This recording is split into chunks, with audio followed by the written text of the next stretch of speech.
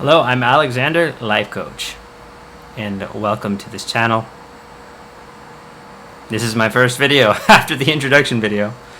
And boy, I just gotta say, I can't believe I'm doing this. 2 days ago, I had this idea, this vision in my mind to do this, and now here we are. So welcome. And the first topic today will be motherhood. Now, how could I know anything about motherhood? I mean, I'm a man.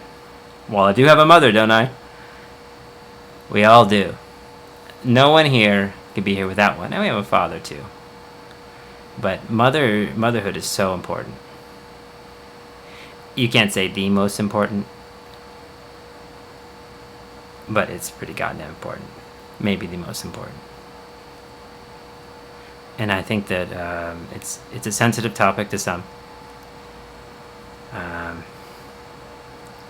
And really, particularly this specifically, I want to focus on the dark mother and the light mother. It's very binary, I know, to categorize dark and light. But everyone's experience of their mother is different. And I've seen and experienced both sides of it. And I'm going to relate a little bit from my personal experience.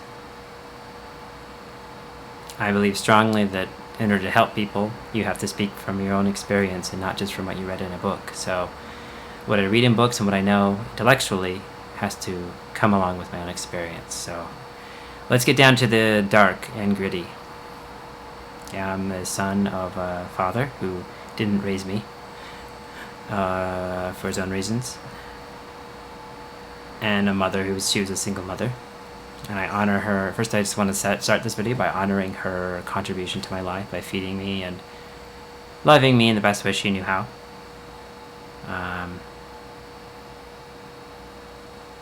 And for letting me go,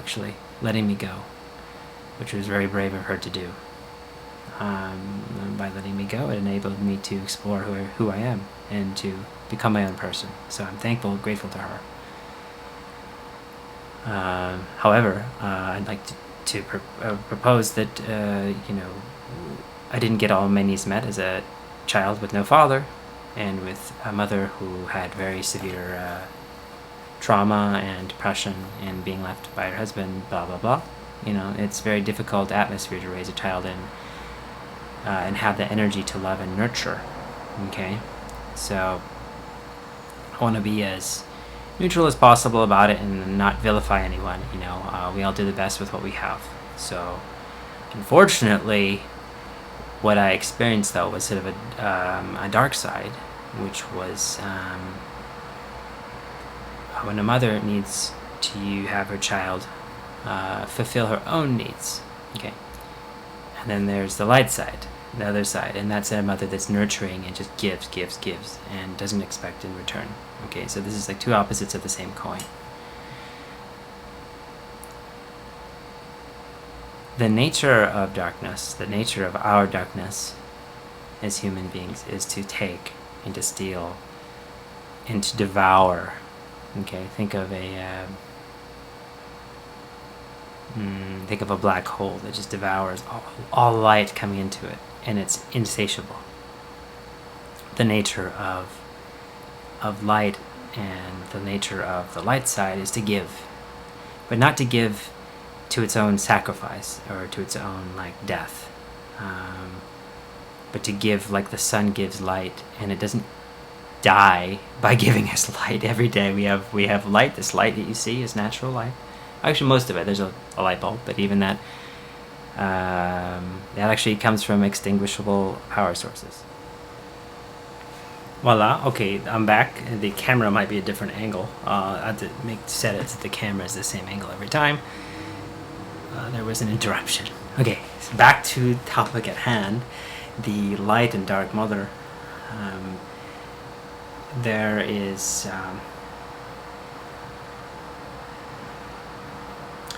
the main point I'd like to dive into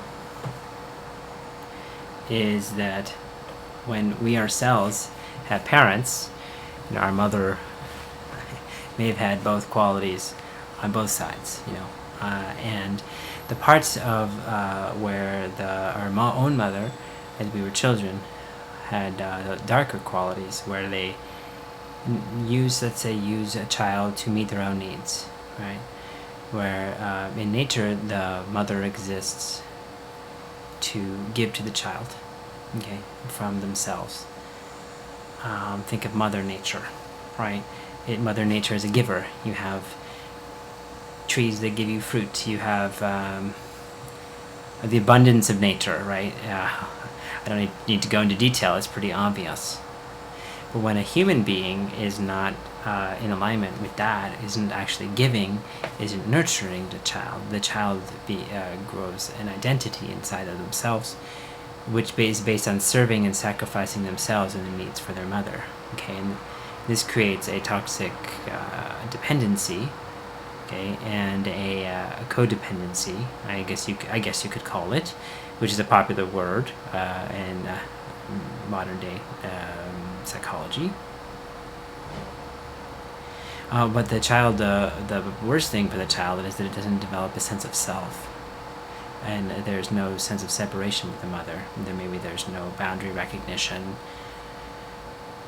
and when that child grows up, whether they stay in contact with the mother or not, their internal blueprint is that I am not loved, or I'm not worthy of love. Okay. On the other hand, you could have a mother very nurturing, who just gives and loves and accepts, and that human being, when they grow up, will go into the world knowing that they're loved, and they'll attract that, right? Now, I didn't get to choose. I don't think I got to choose who my parents were, or I don't think you got to choose. Or even if we did, whatever you believe, whether you chose your life or not, we're here and we got what we got. So the reason why I'm talking about this, and the reason what I'm here, is probably going to be speaking more. If you got the light mother who's empathic and nurturing and loving, and she's a role model, you probably don't need to be listening to me, all right? Because I didn't get that. I got the other kind, yeah. But God bless her heart. She's God bless her soul. Okay, because that's just where she was at. But I had need to deal with the consequences of that. Okay, so. Really the only way to do it is how do you solve that? Well, I can tell you the worst way to solve that is to get angry, to hate, to get revenge, because what we do is then we take that template onto relationships, so I might attract a partner, relationship partner, let's just go with the most normal, and just or let's go with just a woman. Okay, that's my preference. Let's say that's my preference, right? So that's what we're gonna discuss. Talk about that. I would attract one who's like my mom, or like with that blueprint, right? And so because the part of me that says this is love is actually kind of dark and negative. But the only way forward isn't through attracting the right person. It's actually healing those inner wounds. Or it's working through that stuff. It's realizing, hey, I am loved, or I'm worthy of love, and I'm deserving of good things. And I once had an experience where I used to think it was selfish to eat food. Okay, I remember I was a teenager, and I thought eating food is bad. I used to beat myself in the face too, because I hated myself. But I never really hated myself. That's something I realized. I actually learned to hate myself through the programming of my childhood. Because hating myself, what I was really doing was taking the self-hatred from someone else, a guardian or parent, and making it onto myself so that person can bear the pain of that better. So I became like a buffer for that person. Unfortunately, that didn't translate well into succeeding in the future. Okay, and succeeding in the way that what we see as success in society, like getting a job and a healthy relationship and all that shit. So I had to work through that, and I realized that I actually don't hate myself. And that self-hating energy, one way to stop that is to stop hating others. So the source of that person, I had to not only forgive, but learn to love. I used to see this person as a monster, but that's not true. She's not. She's human. Don't give anyone in your life Um, this is real gold here, okay? Don't give anyone in your life more credit than they deserve. Nobody, there's no, unless someone is, most likely the person in your life who did the worst to you is not an actual real monster. It's easy to demonize someone, and what you're doing is you're giving them all the power, and then you're not actually taking accountability for what they did, because maybe they hurt you, but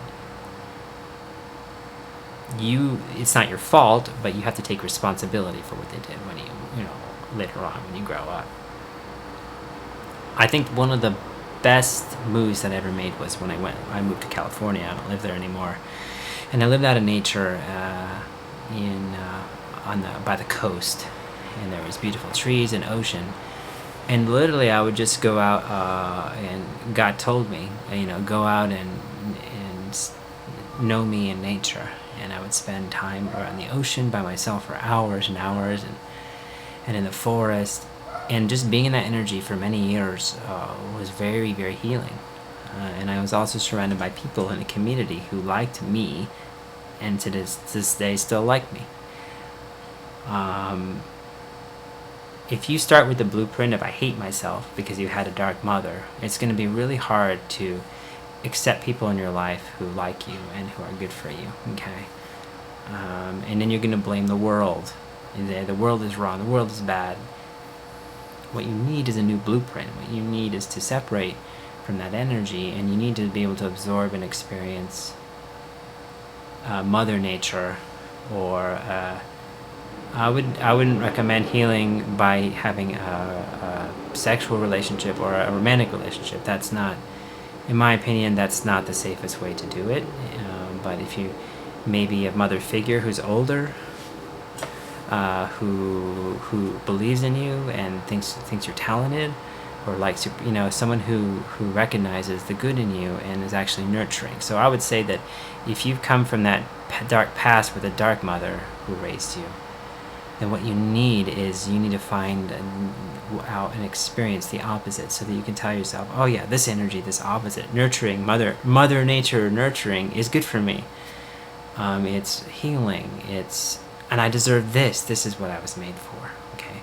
Because our souls come alive with that love and that nurturing. It's natural for a mother to nurture their children. So this is kind of an existential discussion on good versus evil, like light and dark. But it's real stuff. It's real, okay?